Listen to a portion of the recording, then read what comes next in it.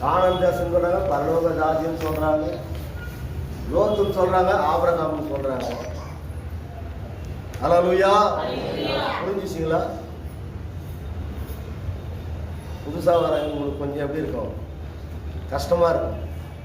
அப்படிதானே? லோத்துனா யாரு, ஆபிரகாம்னா யாரு, இதெல்லாம் என்ன இல்லை, கொஞ்சம் தெரியலங்க. ஹல்லேலூயா. பாருங்க, வேதம் சொல்லுகிறது வானம் பூமியும் ஒழிந்து போகுமா, அப்படி வார்த்தைகள் ஒருபோதும் ஒழிந்து போகுது. கடைசி நாட்களில நம்ம எல்லாம் நினைக்கிறப்பெல்லாம் கிடையாது. தெளிவா புரிஞ்சுக்குங்க இப்ப சொல்ற காரியங்களை. இன்னும் இந்த வேத வாக்கியம் இருக்கு தெரியுமா, இதுதான் கடைசி நாட்களில உங்களை நியாயம் தீர்க்கும். வேற எந்த புக்குமே கிடையாது. இந்த தேவனுடைய திருவசனம் தான். இன்னைக்கு என்ன தேதியோ இந்த தேதியில கொடுக்கப்படுகிற தேவனுடைய திருவசனம் அங்க எங்க எழுதுறாரு, ஆபக புஸ்தகத்துல எழுதி வைக்கிறாரு. இந்த நாள் 20ஆம் தேதி கொடுக்கப்பட்ட தேவனுடைய திருவசனத்தை நீங்க போய் இல்ல அவங்க சொன்ன அது போல வார்த்தை எல்லாம் வினப்பன எங்களுக்கு போதிக்கல அப்படின்னு நீங்க சொல்லவும் முடியாது, நிற்கவும் முடியாது. ஏன்னா ஒவ்வொன்றும் நான் சொன்ன தெரியுமா, டிவியில வரும், விசிபிள் வருமே, அதே வரும்போதுக்கு முன்பாக பெருசா ஒரு திரை கட்டப்பட்டிருக்கும். அங்க ஒரு டிவி இருக்கும். அந்த டிவியில நீங்க உட்காந்துங்கிற எல்லாருமே அங்க வருவீங்க. இங்க சொல்லப்பட்ட வசனம் பூரா உங்களுக்கு நேரா வரும். ஒருவரும் தப்பித்துக் கொள்ளவே முடியாது. ஹல்லேலூயா. பாருங்க, ஆபிரகாமுடைய சந்ததி தான் நாம. அந்த தாய் தகப்பனை விட்டு என்ன பண்ணு, நான் காண்பிக்கும் தேசத்துக்கு போனேன். ஆனா இயேசு கிறிஸ்து காண்பித்த தேசம் எது? கானான் தேசம். இன்னைக்கு இருக்கிற இஸ்ரவேல் என்ற ஒரு தேசம் தான் அந்த நாட்களில் கானான் தேசம். அந்த தேசம் எப்படி இருந்ததா, பாலும் தேனும் ஓடுகிற தேசம். அது அப்பேற்பட்ட ஒரு செழிப்புள்ள ஒரு தேசம். எந்த தேசம்? கானான் தேசம். நீங்க இப்ப வாசிச்சீங்க தெரியுமா, ஆதியாகம புஸ்தகம் 13ஆம் அதிகாரத்துல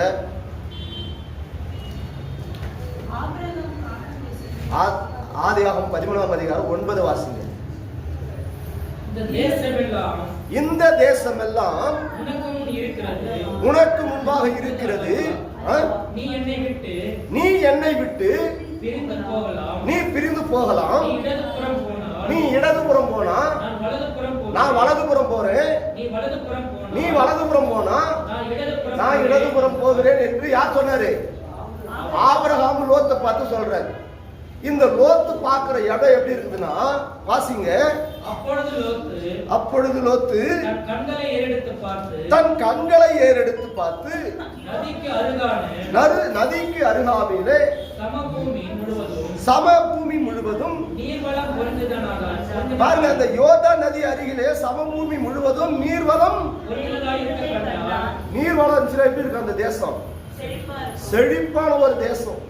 இதை பார்த்தவன லோத்து என்ன பண்ணிட்டான், அப்படியே ஓடிட்டான். கானான் தேசம் நான் காணவே இல்லை. அந்த கானான் தேசத்துக்கு நான் வரல. இன்னைக்கு இருக்கிற கானான் தேசம் எப்படி இருக்கு? இன்னைக்கு பாலைவனமா இருக்கு. அன்னைக்கு லோத்து பார்த்த தேசம் எப்படி இருந்துட்டான்? செழிப்பான தேசம். ஆனா அந்த லோத்து பார்த்த தேசம் எப்படிப்பட்ட தேசம் தெரியுமா? வாசிங்க 13 வாசிங்க. சோதோமின் ஜனங்கள் பொல்லாதவர்களும் பாருங்க, கர்த்தருக்கு முன்பாக மகா பாவி அக்கிரம ஜனங்க நீங்க இருக்கிறாங்க தெரியுமா? இதுதான் சோதம் குமாரா பட்டணம். நீங்க இருக்கிறவங்கள பார்த்தீங்கன்னா துன்மார்க்க நிறைஞ்சவங்களா இருக்கிறாங்க, அக்கிரமக்காரங்க இருக்கிறாங்க, தேவனுக்கு பிரியமில்லாதவங்க இருக்கிறாங்க, தாய் தகப்பனுக்கு கீழ்ப்படியாம உள்ள பிள்ளைகள் இருக்கிறாங்க, தூஷணம் செய்யறவங்க இருக்கிறாங்க, அவதூறு செய்யறவங்க இருக்கிறாங்க, வீணா சண்டைக்கு வரவங்க இருக்கிறாங்க. நீங்க நல்லவங்களா இருந்தா உங்களை கெட்டவங்களா மாத்தத்துக்கு ரெடியா இருக்கிறாங்க. பொல்லாத ஜனங்க வாழ்ந்து இருக்கிறாங்க. இதுதான் சோதோம் குமாரா பட்டணம். வேதம் சொல்லுகிறது, கடைசி நாட்களிலே சோதோம் குமாரா பட்டணத்தின் பாவம் தேசத்தில் பெருகும். உன் பார்வைக்கு எப்படி இருக்குன்னா இதெல்லாம் செழிப்பா இருக்கு. இங்க வர்றது எப்படி இருக்கு? 2.5 மணி நேரம் போய் கத்திர ஆராதிக்கணும் உட்காந்து அப்படியே இடுக்குமா இருக்குது. என்ன இவங்க எப்ப ஏசப்பான்றாங்க, கானான் தேசம்ன்றாங்க. அது அப்படி பரலோக ராஜ்யம் யாருமே நாங்க கண்டதே கிடையாது. அங்க போய் உட்காந்து பரலோக ராஜ்யத்தை பத்தியே பேசி நடக்கிறாங்க. எப்ப பாரு ஏசப்பா ஏசப்பான்னு சொல்றாங்க. இது இடுக்கமான வாசல். அவன் கானான் தேசத்தை எவன் காணல, ஆபிரகாம் காணல, லோத்தும் காணல. ஆனா இந்த லோத்து கண்டது பூரா எப்படி இருந்து செழிப்பா இருந்தது. இன்னைக்கு நம்முடைய வாழ்க்கையில அப்படிதான் இருக்கு. இன்னைக்கு வேலைக்கு போயிருக்கலாம், காசு கைக்கு வரும், நேரம் போய் என்ன பண்ணிக்கலாம், தேவையானதை எடுத்து வந்து சாப்பிட்டு சமைச்சு சாப்பிட்டு சந்தோஷமா இருக்கலாம். இங்க வந்து உக்காரணும்னு அவசியம் கிடையாது. உனக்கு எப்படி இருக்குது? இது இடுக்கமா இருக்கு. நீங்க வேலை விட்டு தொழிலை விட்டு ஆண்டவர் ஆராதிக்கணும் ஓடியாடுறீங்க. உங்களுக்கு பார்வைக்கு இது இடுக்கமா இருக்கு, உனக்கு கஷ்டமா இருக்கு. ஹல்லேலூயா. அன்னைக்கு லோத்துக்கு எப்படி இருந்தது? செழிப்பா இருந்தது. அதே போல தான் இன்னைக்கு அநேக ஜாதி ஜனங்களுக்கு சர்ச்சைக்கு பரவாயில்ல விடு, இந்த வாரம் இல்லை வர வாரம் போனா போகுது, அப்படியெல்லாம் போகணும்னு அவசியமா? தேவனை போய் துதிக்கணுமா? ஏன் அந்த வாரம் என்ன வர வாரம் போக முடியாதா? எப்படி இருக்கு நமக்கு? இன்னைக்கு வேலைக்கு போனா ஏதாவது ஒரு கஷ்டத்துக்கு நம்மளுக்கு தீரும்பா? நீங்க போய் வேலை செஞ்சுட்டு வந்தா வட்டிக்காரன் வந்து வீட்டை நிற்க மாட்டான், அந்த வட்டிக்காரனாவது கொடுக்கலாம். சர்ச்சைக்கு போயிட்டு வந்தா என்ன கிடைக்கும் நம்மளுக்கு? நினைக்கிறோமா? நம்ம இருதயத்துக்குள்ள ஒரு சிந்தனை வருதா? லோத் அப்படிதான் பார்த்தான். பார்வைக்கு செழிப்பாக இருந்தது. லோத் என்ன பண்ணான்? நீ போறவன கானான் தேசத்துக்கு நீ போடப்பா, நான் வரல, நான் என்ன பண்றேன், நான் இந்த சோதம் குமாரா பட்டணத்துக்கு நான் போறேன். போனோம். அந்த சோதம் குமாரா பட்டணம் என்ன தெரியுமா? பாவம் நிறைந்த ஜனம், அக்கிரமம் நிறைந்த ஜனம், துன்மார்க்கம் உள்ள ஜனம். இன்னைக்கு போய் வீட்டுல இருந்து பாருங்க, வாடா மச்சாங்க போலான்னு ஒரு என்ன பண்ணுவான், நம்ம இட்டுன்னு போவான். உன்னை பாவ வழிக்கு அவன் கொண்டு போவான், துன்மார்க்க வழிகளுக்கு அவன் கொண்டு போவான். லோத் அப்படிதான் பார்த்தான். கடைசியில் அந்த பாவ ஜனங்களோடு என்ன பண்ணான்? சஞ்சரித்தான். லாஸ்ட்ல இந்த சோதம் குமாரா பட்டணம் எப்படி அழிஞ்சதான்? அக்னியும் கந்தகம் இந்நாள் வரைக்கும் எண்ணி இருக்கிற சோதம் குமாரா, இந்நாள் வரைக்கும் அக்னி கந்தம் வருது. அன்னைக்கு லோத்து பார்த்த இடம் அப்படி செழிப்பு. ஆனா உங்களை என்ன நினைச்சா தெரியுமா? கடந்த நாட்கள் நீங்க கேட்டீங்க, வேதம் சொல்லுகிறது, நம்முடைய பாவத்துக்காக, அக்கிரமத்திற்காக, துன்மார்க்கத்திற்காக நம்மை நீங்களாக்குதியாய் அவருடைய பரிசுத்தமுள்ள ரத்தம் உன்னை சகல பாவங்களும் உன்னை கழுவி என்ன பண்ணுதான்? பரிசுத்தமாக்கி நித்திய காணான் அந்த பரலோக ராஜ்யத்துக்கு உன்னை கொண்டு போவதற்காக உன்னை கர்த்தர் ஆயத்தப்படுத்துற. ஹல்லேலூயா. அதனால பாருங்க, வேதம் சொல்லுகிறது, ரோமருக்கு 5ஆம் அதிகாரம் 9 வாசிப்போமானால், இயேசுவினுடைய பரிசுத்தமுள்ள ரத்தம் உன்னை என்ன பண்ணுதான்? கழுவி உன்னை பரிசுத்தமாக்குகிறது. ஏன்? வாசிப்போம். வெளிப்படுத்தின விசேஷம் 7ஆம் அதிகாரம் 13 வாசிங்க.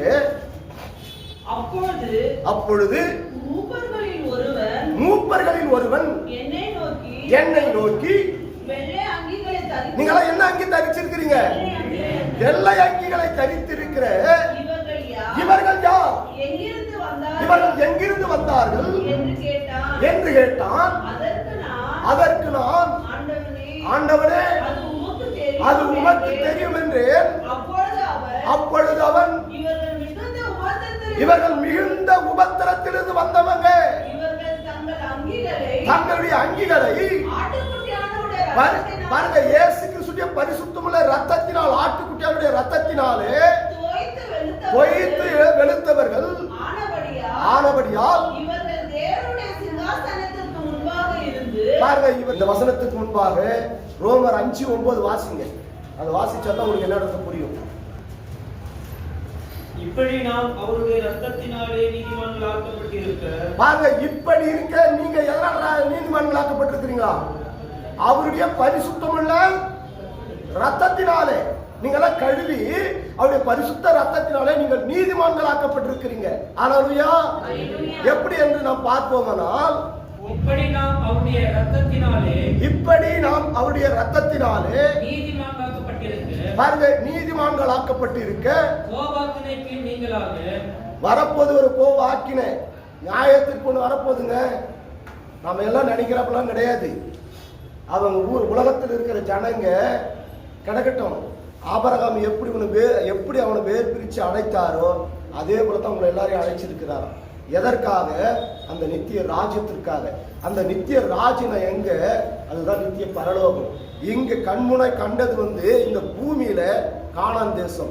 அந்த கானான் தேசம் அவங்க பண்ண அக்கிரமம், அவங்க பண்ண துன்மார்க்கம், தேவனுக்கு பிரியமில்லாமல் வந்த சந்ததிகள். பாருங்க, ஆபிரகாம் சொல்றாரு, நீ போய் என்ன பண்ணு, வெளியே நில்லு. என்ன சொல்றாரு? கடலத்தை மணலை போல வானத்து நட்சத்திரங்களுக்கு சந்ததியை பெருக பண்ணுவேன். ஹல்லேலூயா. இந்த பூமியை தூளை போல அவன சந்ததியை நான் ஆசீர்வதிப்பேன்னு சொன்னாரு. ஹல்லேலூயா. அந்த ஆசீர்வதிக்கப்பட்ட ஜனங்க வணங்க கழுத்துள்ள ஜனங்களை மாறினாங்க. இன்னைக்கு நீங்க தேவனை ஆராதிக்கிறீங்க, தேவ நாமத்தை மகிமைப்படுத்துறீங்க. உங்க பிள்ளைங்க, உங்க பிள்ளைங்களுடைய பிள்ளைங்க, உங்களுடைய சந்ததிகள் மறுபடியும் தேவனை ஆராதிக்குமான்னு தெரியாது, தேவனை மகிமைப்படுத்துமான்னு தெரியாது. ஆனா இதே தான் கர்த்தர் வாக்கு கொடுக்கிறார் ஆபிரகாமுக்கு, நீ கானான் தேசத்துக்கு போ, உன்னை ஆசீர்வதிப்பேன்னு சொன்னாரு. கானான் தேசத்துல ஆபிரகாம் அவர் ஆசீர்வதித்தாரு, அவன் சந்ததிகள் ஆசீர்வதிக்கப்படல. காரணம், இந்நாள் வரைக்கும் இந்த பூமியில அது எப்படி இருக்கு, பாலைவனமா இருக்கு. ஆனால் பரம கானான் அப்படியாப்பட்ட தேசம் கிடையாது. வாசிங்க வெளிப்படுத்தின விசேஷம், அந்த வசனத்துக்கு வாங்க. ஆனபடியால் இவர்கள் தேவனுடைய சிங்காசனத்திற்கு முன்பாக இருந்து, நீங்க எப்படி இங்க வந்து ஆராதனை தேவனுக்காக ஆராதனை பண்றதுக்கு எப்படி தேவனுக்கு முன்பாக நிக்கிறீங்களோ அதே போல பரலோக ராஜ்யத்துல போய் அங்க முன்ன நிற்கும் போது இரவும் பகலும் அவருடைய ஆலயத்திலே அவரை சேவிக்கிறீர்கள். அவருடைய ஆலயத்திலே நீங்கள் என்ன பண்ணீங்க, அவரை சேவிக்கிறீர்கள். சிங்காசனத்தின் மேல் வீற்றிருக்கிறவர், பாருங்க, இந்த சிங்காசனத்தின் மேல் வீற்றிருக்கிற அந்த பரிசுத்த ஆவியானவர் இவர்களுக்குள்ளே வாசமாய் இருப்பார். பாருங்க, உங்களுக்குள்ள அவர் வாசமா இருக்கிறார். எப்படி இருக்கிறாரோ பாருங்க, தேவ தூதர்கள் தேவனுடைய வாசஸ்தலம் எங்க இருக்கிறது என்பதை குறித்து என்ன பண்ணாங்க பார்க்கிறாங்க. வெளிப்படுத்தின விசேஷம் 21ஆம் அதிகாரம் 3 சொல்லுகிறது, இதோ மனுஷனுடைய இருதயத்தில் அளவு அவர் வாசம் பண்ணி கொண்டு இருக்கிறார்.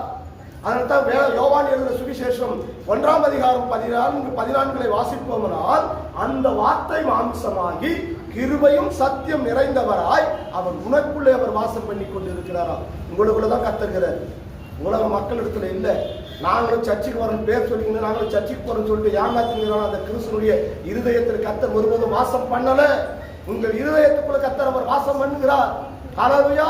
உங்களுக்குள்ளதான் கர்த்தர் வாசம் பண்ணி கொண்டு இருக்கிறார். ஏன், இந்த சிங்காசனத்திற்கு முன்பாக, இந்த மகா பரிசுத்த ஸ்தலத்திற்கு முன்பாக அவருடைய பரிசுத்த ரத்தத்தினால் கழுவப்பட்டு நீங்க வெண் வஸ்திரம் தரித்தவர்களாய் நீங்க எப்படி தேவ சமூகத்தில் இப்ப தேவனை ஆராதிப்பதற்காக கடந்து வந்திருக்கிறீர்களோ அதே போலத்தான் உங்களை நித்திய பரலோக ராஜ்யத்திற்கு முன்பாக கொண்டு போய் அவருடைய பரிசுத்த ரத்தத்தினால் உங்களை கழுவி வெண் வஸ்திரத்தை உங்க என்ன பண்றாரா கொடுத்து சிங்காசனத்திற்கு முன்பாக தைரியம் உள்ளவர்களாய் உங்களை நிக்க வைக்கிறாரா.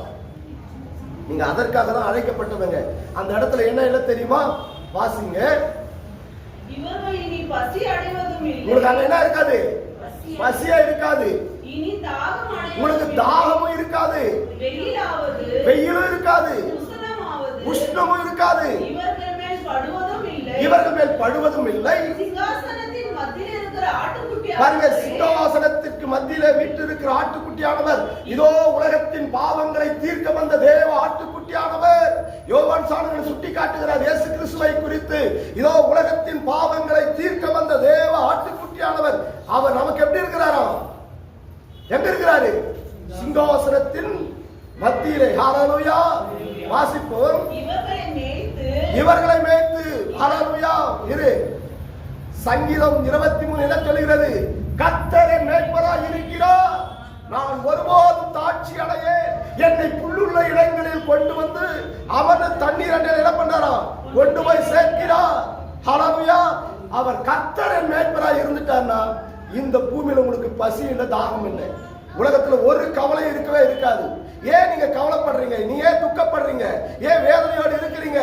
கர்த்தர் உங்களை மேய்ப்பராய் இல்லை. அந்த பரலோக ராஜ்யத்தின் நித்திய சிங்காசனத்தில் வீற்றிருக்கிற அந்த பரிசுத்த ஆவியானவர் உனக்குள்ளே வாசம் பண்ணி கொண்டு இருக்கிறார். அதை நம்ம உணராது இருக்கிறோம். ஏதோ கடமைக்கு நாங்க வந்தோம், தேவனை வந்து ஆராதிக்கிறோன்னு வந்தோம், கர்த்தர் நாமத்தை அது அல்ல.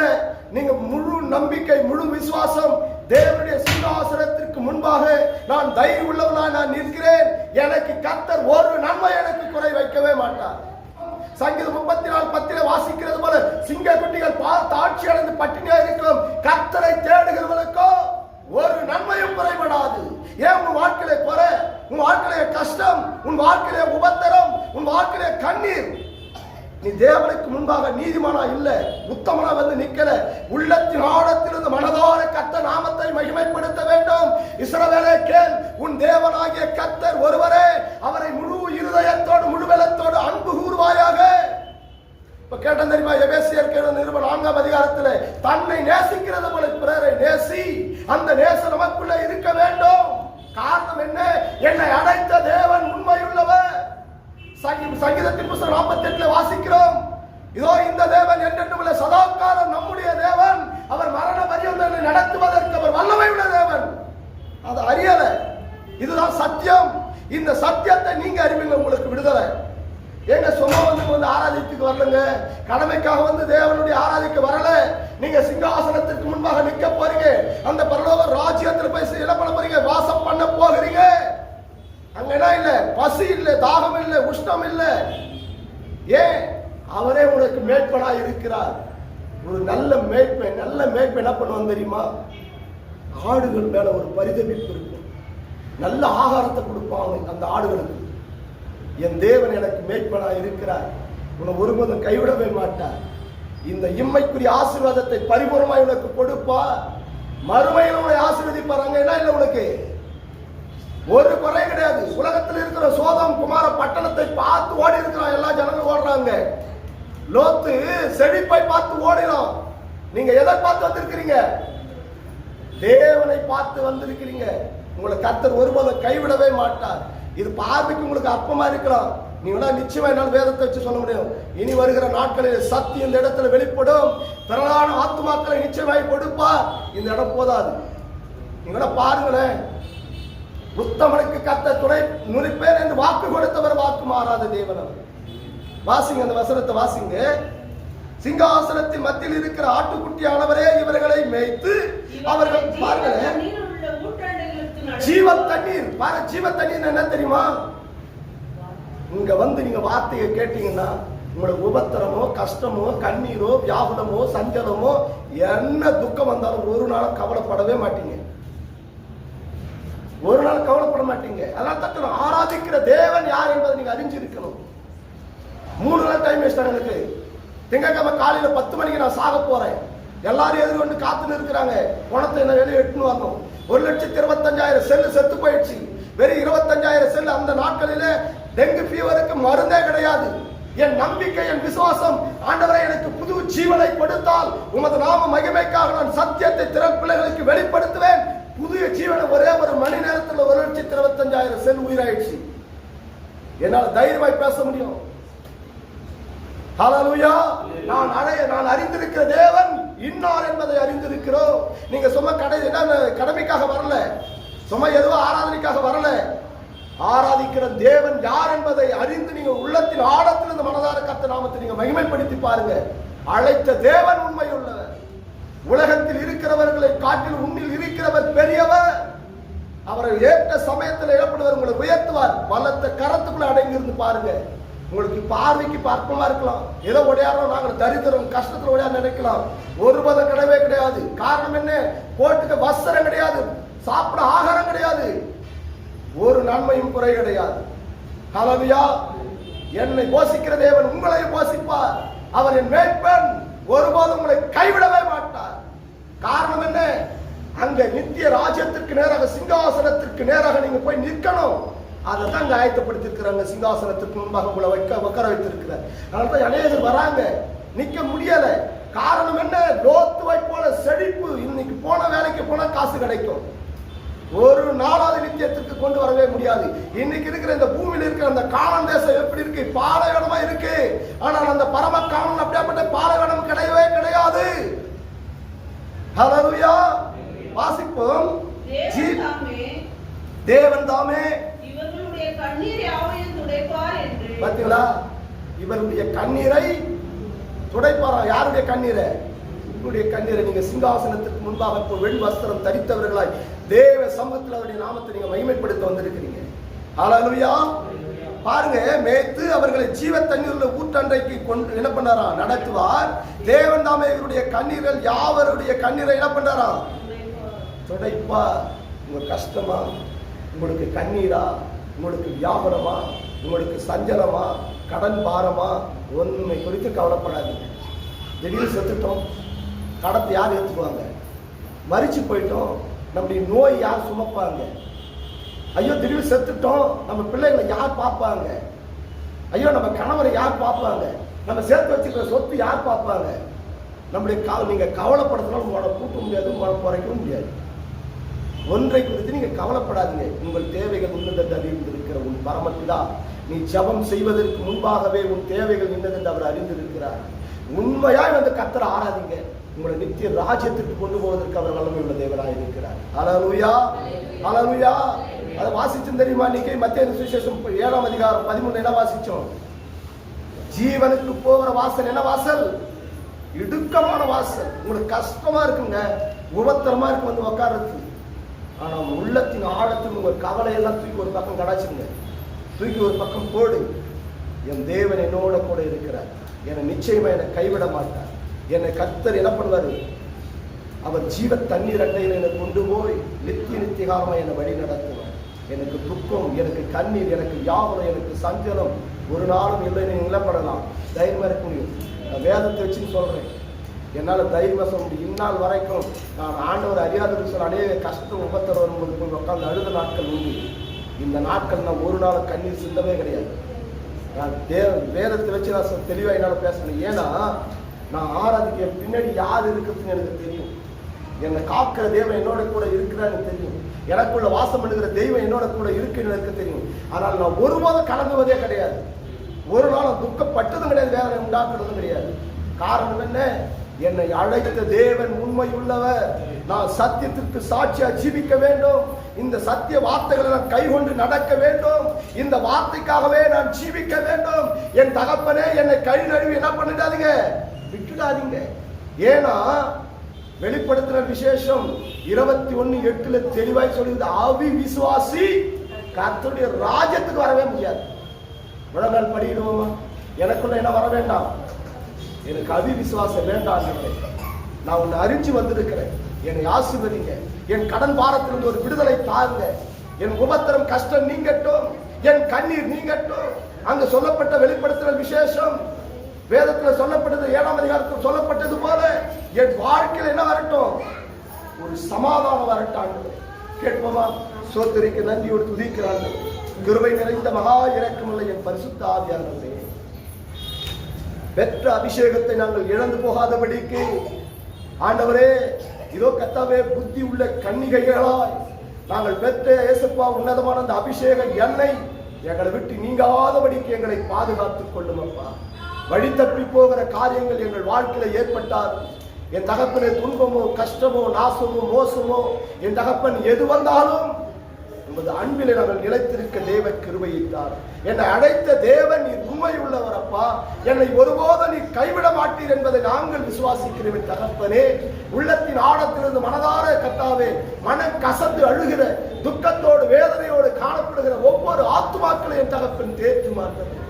இந்த சத்தியம் வெளிப்படக்கூடாதபடிக்கு ஆண்டவரே, என் தகப்பனே, அநேக ஆத்துமாக்கள் இந்த பகுதியில் ஜெபிக்க கூடாதபடிக்கு மனக்கண்களை குருடாக்குகிற எல்லா அந்தகாரத்தின் வல்லமைகள் இயேசுவின் நாமத்தில் நிர்மூலமாகட்டும். அவன் தலைகளை இயேசுவின் நாமத்தினாலே நசுக்குகிறோம். சத்தியம் அறியக்கூடாதபடிக்கு, சத்தியமுள்ள வார்த்தைகள் திரளான பிள்ளைகளுக்கு கடந்து போகக்கூடாதபடிக்கு தடைகளை கொண்டு வருகிற ஆத்துமாக்களுடைய இருதயத்தை கெடுத்து மனக்கண்களை குருடாக்குகிற எல்லா அந்தகாரத்தின் வல்லமைகள் இயேசுவின் நாமத்தில் நிர்மூலமாகட்டும். நான் என் தேவனை துதிக்க கடந்து வந்தேன். ஆண்டவரே, எனக்கு என்ன பிரயோஜனம், என்ன உண்டு என்று சொல்லி என் தகப்பனே துக்கத்தோடு கண்ணீரோடு வியாகுலத்தோடு ஆண்டவரே கர்த்தாவே கடந்து போன ஆத்துமாக்களுக்காகவும் வராத தடைபட்டு இருக்கிற ஒவ்வொரு ஆத்துமாக்களுடைய கரத்தில் ஒப்பு கொடுக்கிறோம். ஒரு முழு நம்பிக்கை, முழு விசுவாசம் ஒவ்வொரு பிள்ளையுடைய இருதயத்தில் காணப்படட்டும். ஆண்டவரே, உம்முடைய அடிச்சுவடுகளை பின்பற்றவும், நீ பட்ட பாடுகளை கர்த்தாவே எங்களுக்காக பரிசுத்தமுள்ள ரத்தத்தை சிந்தினீர். ஆண்டவரே, கிருபையா இந்த சபையை நீ தெரிந்து கொண்டீர். ஆண்டவரே, சத்தியம் சத்தியம் சத்தியம் வார்த்தைக்காக இந்த சபை நிற்க தேவ கிருபையை தாரோ. நாங்கள் விழுந்து விடாதபடிக்கு இதற்கு இடையூறு செய்கிற சத்துருக்கள் இயேசுவின் நாமத்தில் நிர்மூலமாகட்டும். ஆண்டவரே, சத்தியத்துக்கு சாட்சியுள்ள சபையாய் ஆண்டவரே கடைசி நாட்களுடைய வார்த்தைக்காக நிற்கிற சபையாய் கரபிடித்து நடத்தும். ஆண்டவரே, என் தகப்பன் இந்த சத்தியமுள்ள சபை நடத்தக்கூடாதபடிக்கு ஆண்டவரே வார்த்தைகள் திரளான பிள்ளைகளுக்கு கர்த்தாவே கடந்து போகக்கூடாதபடிக்கு தடைகளை கொண்டு வருகிற இதற்கு மறைமுகமான சூழ்ச்சிகளை செய்து வருகிற எல்லா அந்தகாரத்தின் வல்லமைகள் இயேசுவின் நாமத்தில் நிர்மூலமாகட்டும். அவன் தலைகளை இயேசுவின் நாமத்தில் நசுக்குகிறோம். ஆண்டவரே, வந்திருக்கிற ஒவ்வொரு பிள்ளைகளையும் ஆசீர்வதியோ.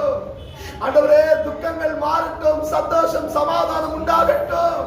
ஆண்டவரே, உம்முடைய பாதத்தில் ஒப்பு கொடுக்கிறோம். தரித்திரங்கள் இயேசுவின் நாமத்தில் மாறட்டும். கடன் பாரம் இயேசுவின் நாமத்தில் மாறட்டும். வட்டி கடன்கள் இயேசுவின் நாமத்தினாலே மாறட்டும். ஆண்டவரே உடைய கரத்தில் ஒப்பு கொடுக்கிறோம் அப்பா, பாதத்தில் ஒப்பு கொடுக்கிறோம். ஆண்டவரே ஒவ்வொரு பிள்ளைகளுடைய தரித்திரங்கள் இயேசுவின் நாமத்தில் மாறட்டும் அப்பா. ஆண்டவரே தரித்திரத்தை கொண்டு வருகிற, கையின் பிரயாசத்தை தடைகளை கொண்டு வருகிற, ஆசீர்வாத தடைகளை கொண்டு வருகிற சத்துருக்களின் கிரியைகள் இயேசுவின் நாமத்தினாலே நிர்மூலமாகட்டும். ஆண்டவரே அவன் தலைகளை இயேசுவின் நாமத்தில் நசுக்குகிறோம் அப்பா. கரத்தில் ஒப்பு கொடுக்கிறோம். ஆண்டவரே உம்மிடத்தில் ஜீவன் தண்ணீர் உண்டு அப்பா. ஆண்டவரே உம்மிடத்தில் திரளான மன்னிப்பு உண்டு. ஆண்டவரே உடைய கரத்தில் ஒப்பு கொடுக்கிறோம், பாதத்தில் ஒப்பு கொடுக்கிறோம். இந்த சபைக்கு கடந்து வருகிற ஒவ்வொரு ஆத்துமாக்களையும் பலப்படுத்தும், ஒவ்வொரு பிள்ளைகளையும் ஆசீர்வதியும். ஆண்டவரே ஆசீர்வதியும். ஆண்டவரே ஊழியக்காரனாக அடியேன் மனப்பூர்வமாய் வந்திருக்கிற ஒவ்வொரு குடும்பங்களையும், ஒவ்வொரு பிள்ளைகளையும் ஆண்டவரே என்ன தேவைகளுக்காக கடந்து வந்தார்களோ ஒரு நன்மையும் குறைபடக்கூடாது அப்பா, ஒரு நன்மையும் குறைபடக்கூடாது. ஆண்டவரே புரோஜனமற்ற ஊழியக்காரன் ஆண்டவரே, அக்கிரமத்திலும் துன்மார்க்கத்தில் விழுந்த கடந்த என்னை ரட்சித்தீர். ஆண்டவரே உடைய ஊழியத்தை ஏசப்படி செய்ததே வேலை எங்கள் கரங்களில் கொடுத்திருக்கிறேன். உண்மையும் உத்தமமாய் ஊழியத்தை செய்ய ஆண்டவரே இதற்கு இடையூறு செய்கிற, இதற்கு தடையாய் வருகிற சகல சத்துருக்களின் கிரியைகள் இயேசுவின் நாமத்தில் நிர்மூலமாகட்டும். என் கரத்தில் ஒப்பு கொடுக்கிறோம், என் பாதத்தில் ஒப்பு கொடுக்கிறோம். வந்திருக்கிற ஒவ்வொரு பிள்ளைகளை பலப்படுத்தும் அப்பா. ஆண்டவரே நீர் முன் குறித்திருக்கிற சத்தியத்தை அறிய வேண்டும், சத்தியத்தை கர்த்தாவே அறிந்து நித்தியத்துக்கு வர வேண்டும் என்று முன் குறித்திருக்கிற பிள்ளைகள் அப்பா. ஆண்டவரே ஜீவ புத்தகத்தில் பெயர் எழுதப்பட்டிருக்கிற உன்னதமான அந்த ஆத்துமாக்களை கொண்டு வா. இந்த கடைசி நாட்களினுடைய சத்தியம் திரள் பிள்ளைகளுக்கு கடந்து போக இந்த சபையை இன்னும் வல்லமையாக எடுத்து பயன்படுத்தும். ஆண்டவரே உண்மையும் உத்தமம் உள்ள ஊழியக்காரர்கள் இந்த சபையில எழுப்பும். ஆண்டவரே எழுப்பும் அப்பா. தாழ்த்துகிறோம், அர்ப்பணிக்கிறோம், ஒப்பு கொடுக்கிறோம். நசரேயனாகிய இயேசுவின் நாமத்தில் ஜெபிக்கிறோம். ஜீவனும் மரணமுள்ள எங்கள் நல்ல தகப்பனே.